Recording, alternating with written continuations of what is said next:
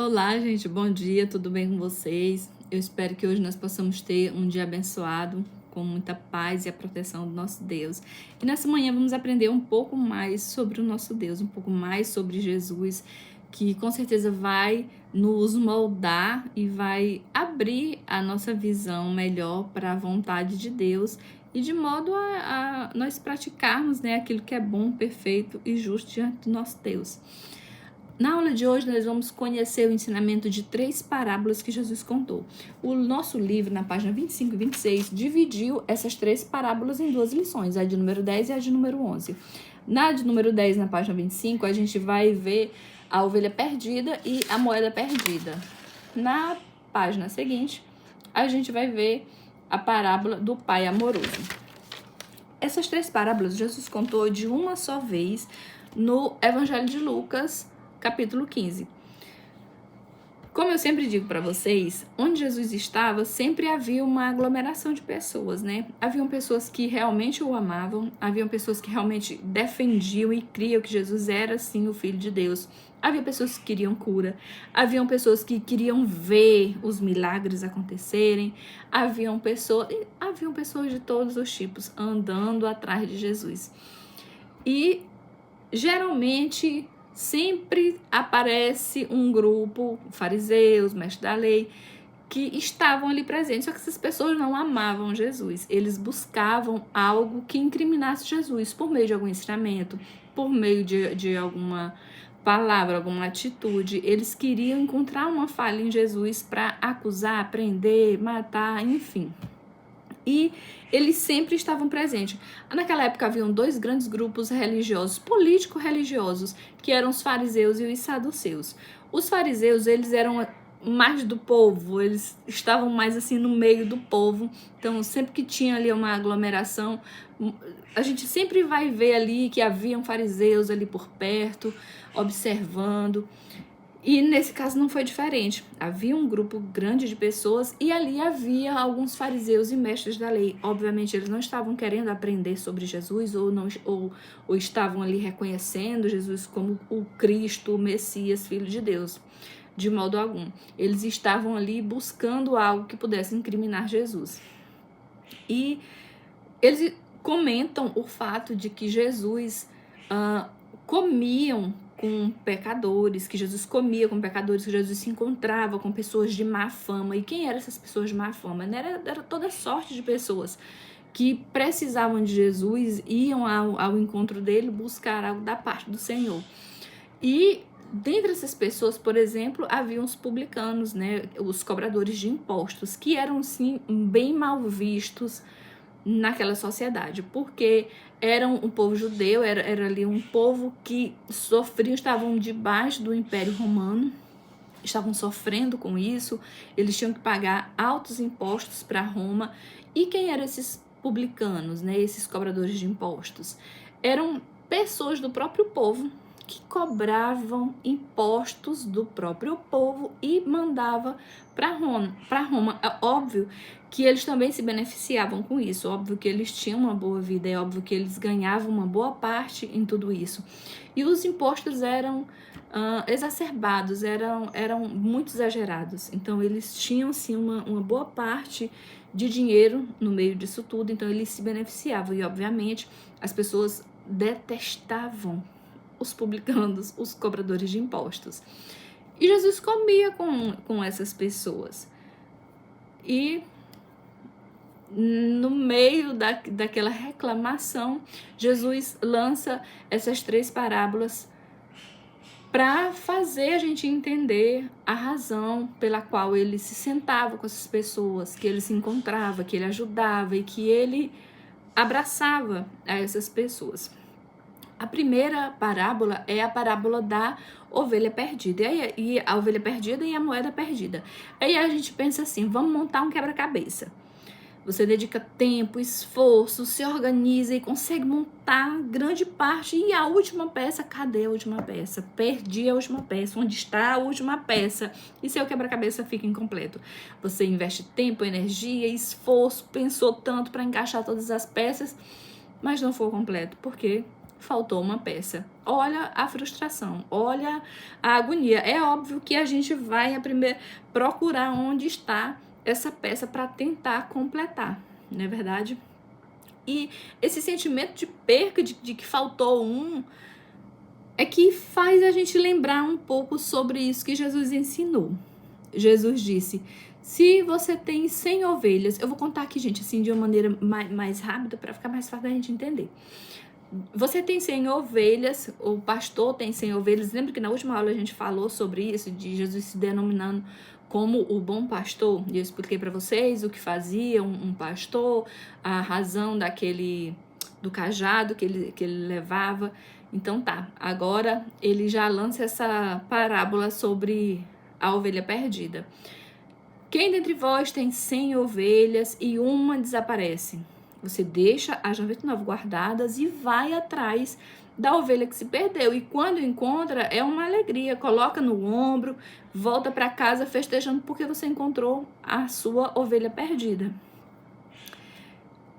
A parábola da moeda perdida, ele conta que uma mulher dentro de casa acende a lamparina e chama as amigas e parte para a busca para encontrar a moeda perdida.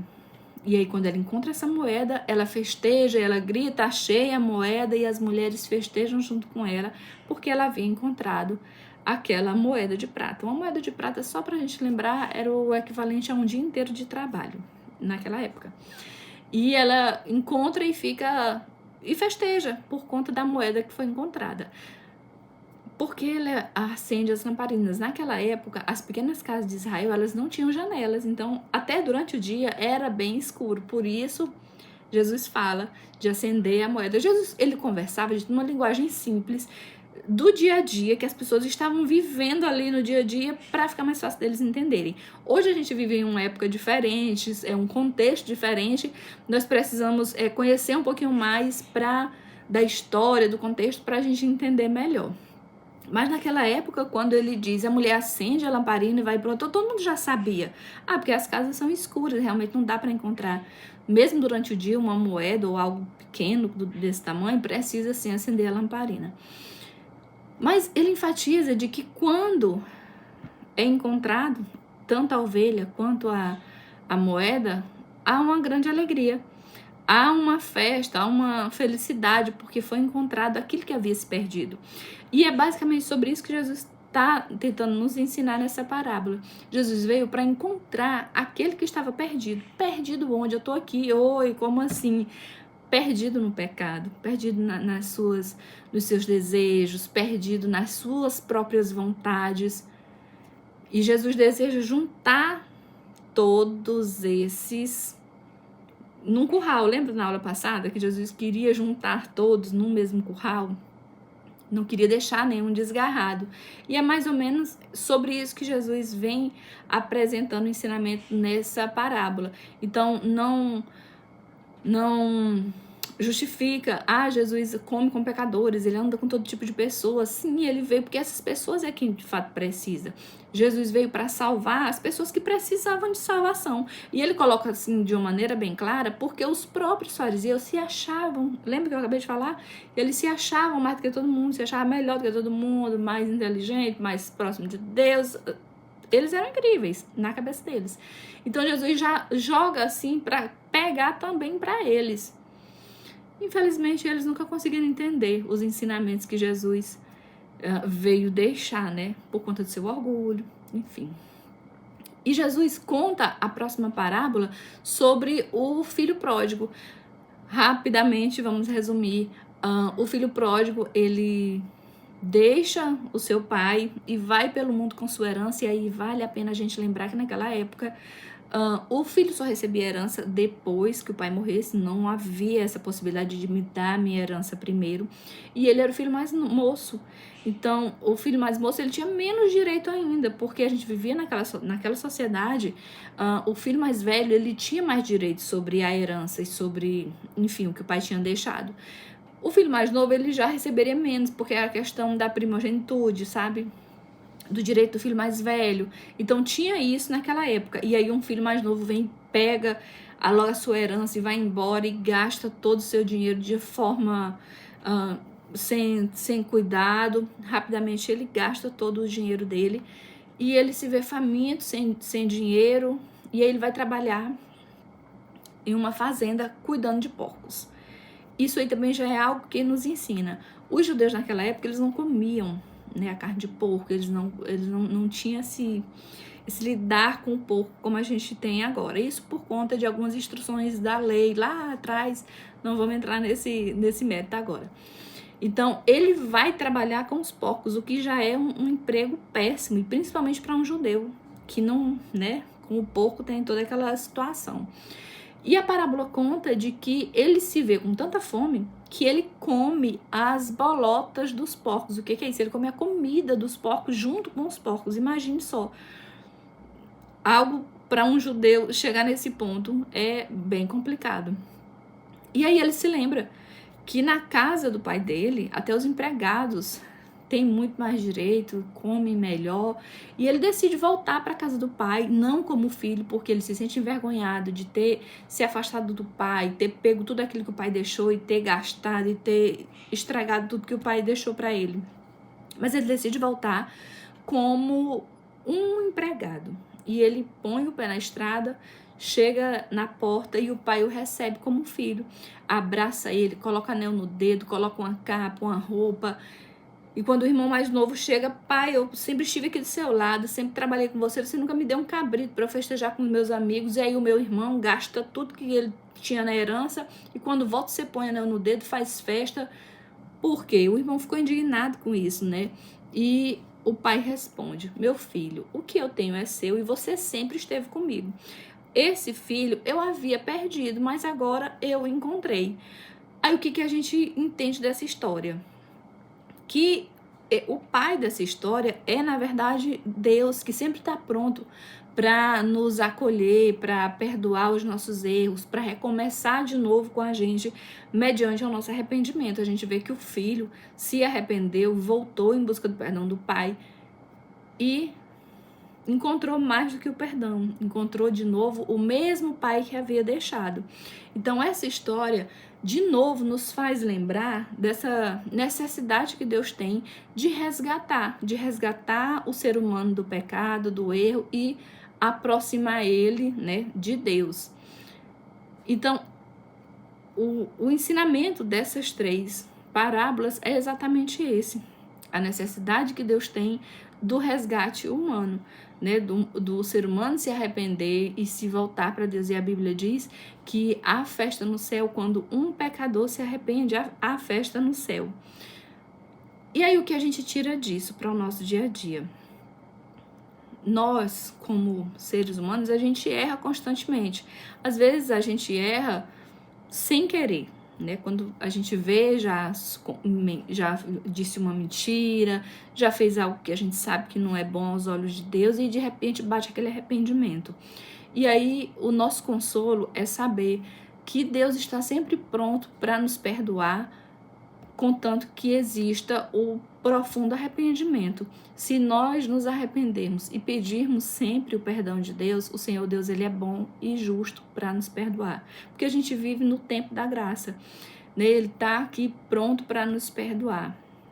De modo que a gente vá aprendendo, mas não é importante lembrar que pecou, errou, houve o arrependimento, Deus dá o perdão. Só que a gente não pode, né? Vai que pensar, vou fazer algo de errado com fulano, depois eu só peço perdão e tá tudo certo. Isso aí já é um pecado premeditado, não há arrependimento, porque vou fazer algo que é ruim, aí não tem nada não, depois eu volto e digo, perdoa-me Jesus e tá tudo certo.